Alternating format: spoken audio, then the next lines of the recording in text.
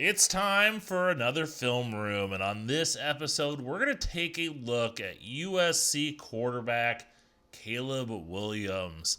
Guy that's been in the news for quite a while, been one of the top prospects in the last couple of years. Everyone was just anticipating this 2024 NFL draft because Caleb Williams was going to be eligible for it. We have a Heisman Trophy winner, but we also had a disappointing year this past year for the USC Trojans, and a season that many thought that the Trojans could potentially make it to the college football playoff.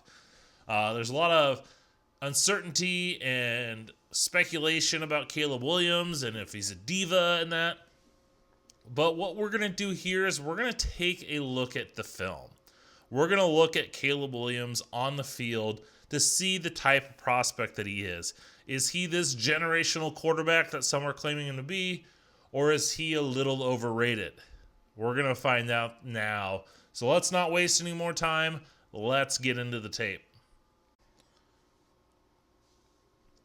Now, one thing that we know about Caleb Williams as a player from his time, his year at Oklahoma as a starter, to his 2 years at USC, is he's a playmaker. And we see that in this play against Notre Dame. Just the ability, no one's open. I'm going to scramble around and then boom, hit my receiver for a touchdown.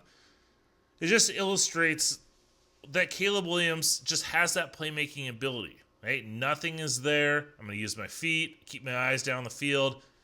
Second reaction, off-target throw, different arm slot. This guy just knows how to make plays. And when his team needs it, he's got that ability to step up and make a play. And we see that throughout his time. Like I said, he did it at Oklahoma. He did it as a sophomore at USC.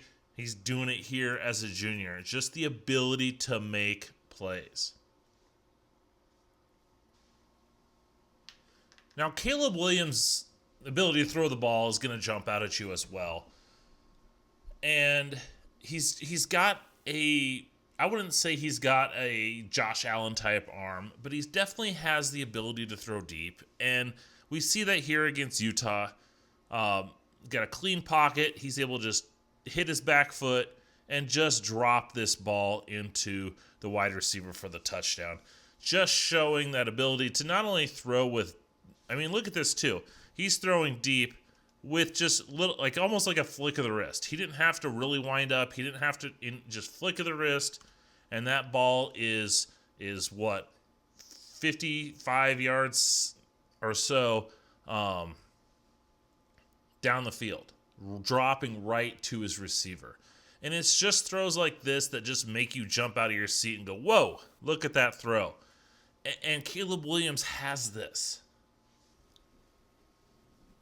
We saw in that last clip Caleb Williams' ability in a clean pocket to be able to hit his back foot and deliver a pass downfield. Here against Notre Dame, he shows that ability to kind of move up in the pocket. You know, he's getting a little pressure out on the edges from his tackles. And his ability just to step up and then deliver this ball down here. Now, this ended up being a pass interference and incomplete, but still, once again, just shows that ability to be able to step up, flick that wrist, and drop a ball that looked like, from all intents and purposes, that this receiver had a step and would be able to make that catch. And you're just seeing Caleb Williams be able to deliver the ball vertically, deliver the ball down the field, from a clean pocket, being able to step up, down, and deliver the ball down the field. And building off of that, here on this clip, we see him having to make this throw down the field in a muddy pocket. He doesn't have the ability to step up. He has to keep his feet stationary there, but yet he's still able to deliver this ball down. And once again, it is incomplete. But as we look at this, once again, muddy pocket, just to be able to stand up. He puts this ball, yes, it's incomplete, but he puts this ball where his receiver is going to be able to go make the catch. Now, it ends up falling incomplete and that.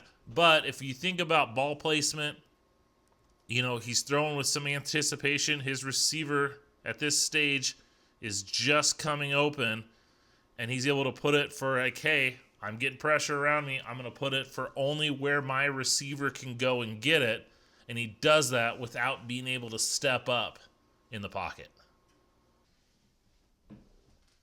Now, Caleb Williams has a lot of splash plays, a lot of just phenomenal throws, but he's much more than just kind of a see and throw type of guy. He's got the ability to read defenses, go through his progressions. Here on this clip against Notre Dame, his first look is right. And you think, oh, he's looking to see what this receivers. But you look and these receivers really aren't doing anything. This one's kind of just shuffling. Are they trying to get like a little, running back swing pass? But then if you look over here to this slot receiver, that's where he turns his head to next. And he's able to kind of hit him with a little stop and go type route.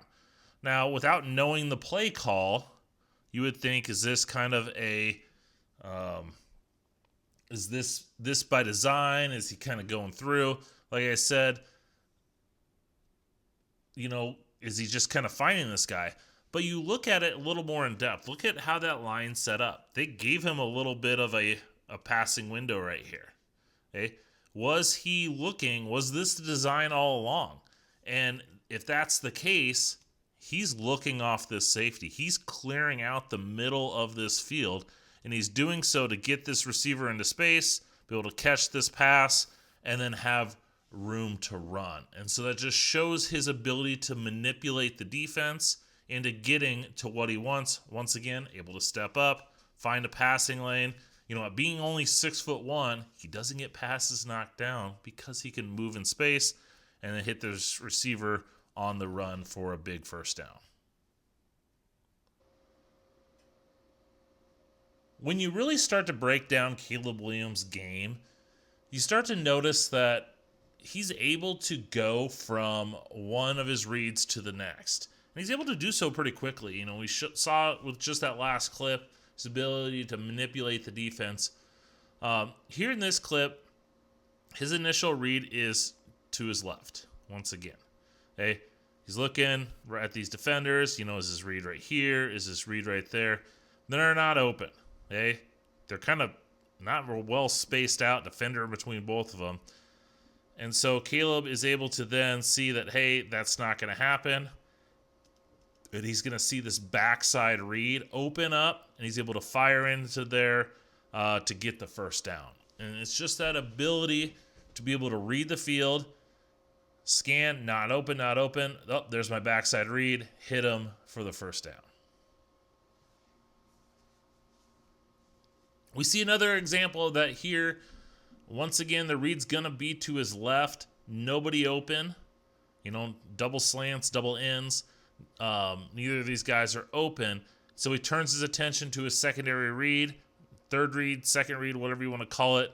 This receiver kind of on the out over there is able to slide up and throw a laser to him for the first down. And it's just that ability to, hey, one, not there, boom here, put a foot down, drive the ball in there along the sideline for yet another first down.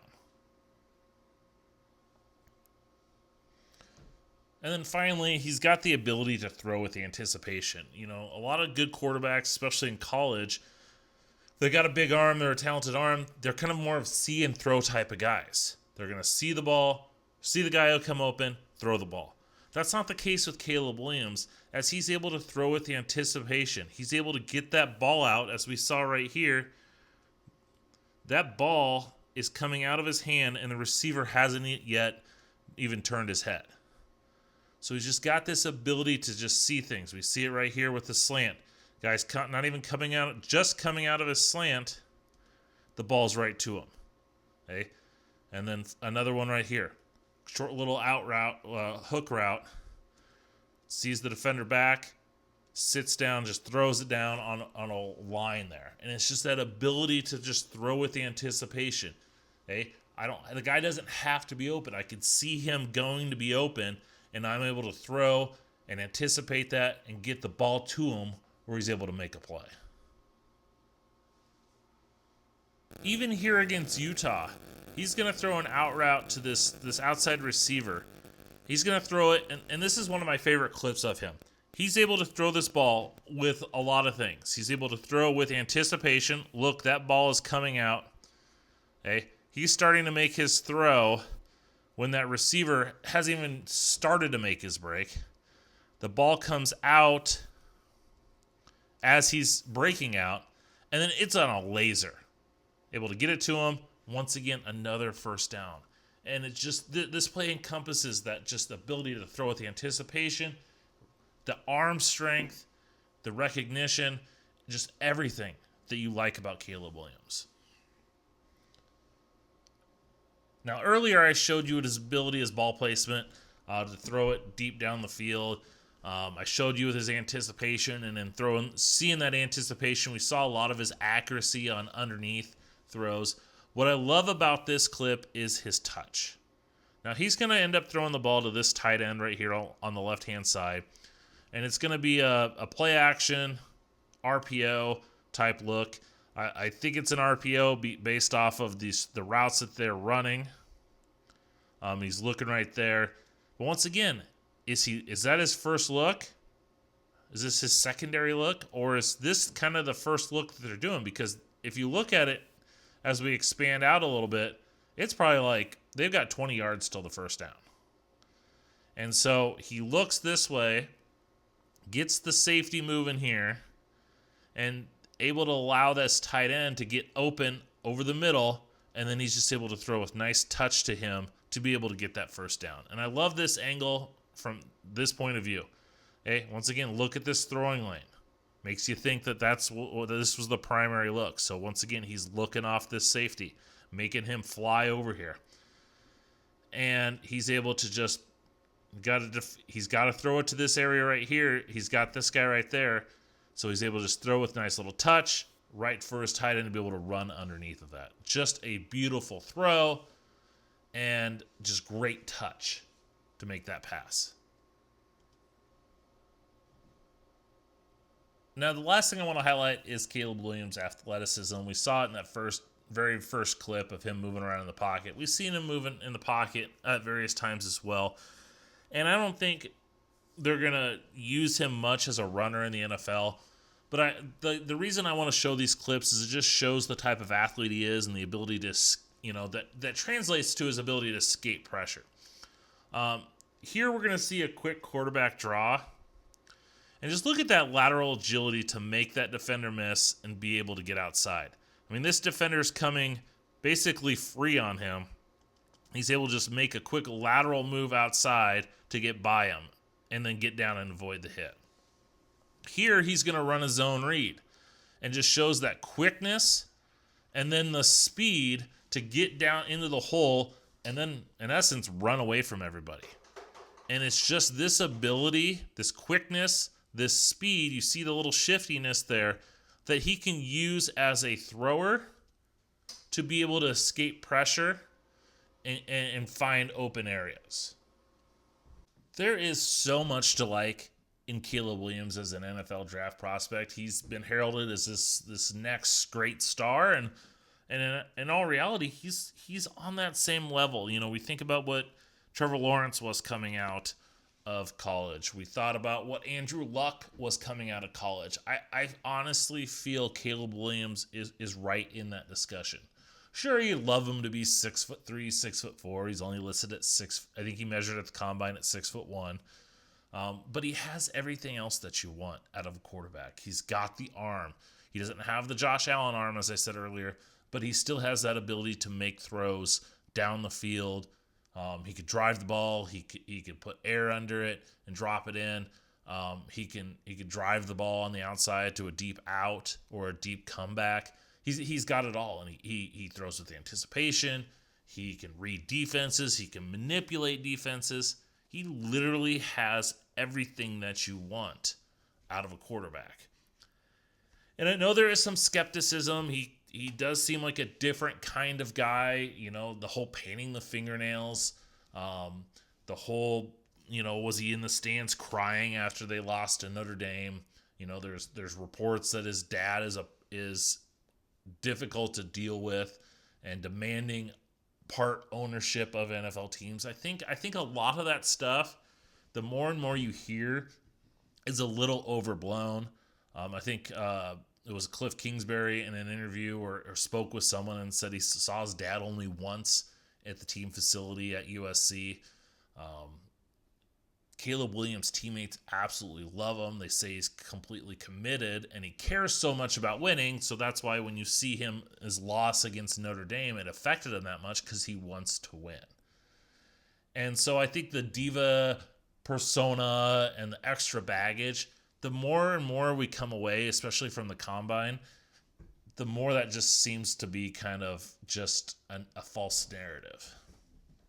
You know, when I see Caleb Williams, as I said, I think he's in that same discussion, that same scope of where Trevor Lawrence and Andrew Luck were as being this potential great fantasy, one of the next top quarterbacks.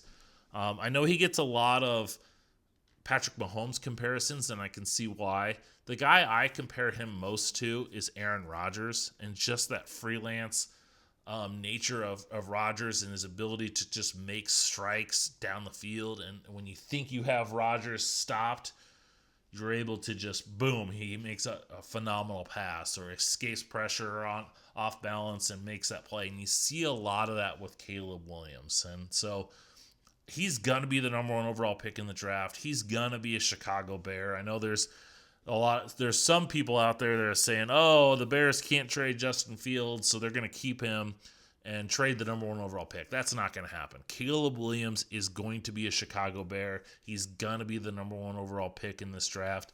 And barring some coaching malpractice and some lack of weapons, I think he's going to be a good NFL quarterback, and that could change. I mean, we thought Trevor Lawrence was going to be the next star, and he's had some struggles. But I think the Bears, of what they're building, the ability to have DJ Moore there right away, they've invested in their offensive line last year, and they're going to probably continue to do it this year. You got that 9th overall pick where they could get another receivers, a Malik Neighbors, a Roma Dunze. And I think Caleb Williams is going to be in a great position to succeed in Chicago.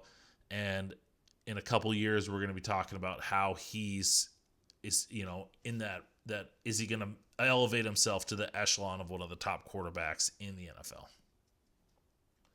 So that's going to go ahead and wrap it up for this episode of The Film Room. I hope you all enjoyed. If you like what you saw, make sure you subscribe to the channel. Hit the bell for all the notifications as well. Make sure you also follow me on social media. Draft_Brian is where you can find me there. Hope you enjoyed it. Thanks for watching. Till next time.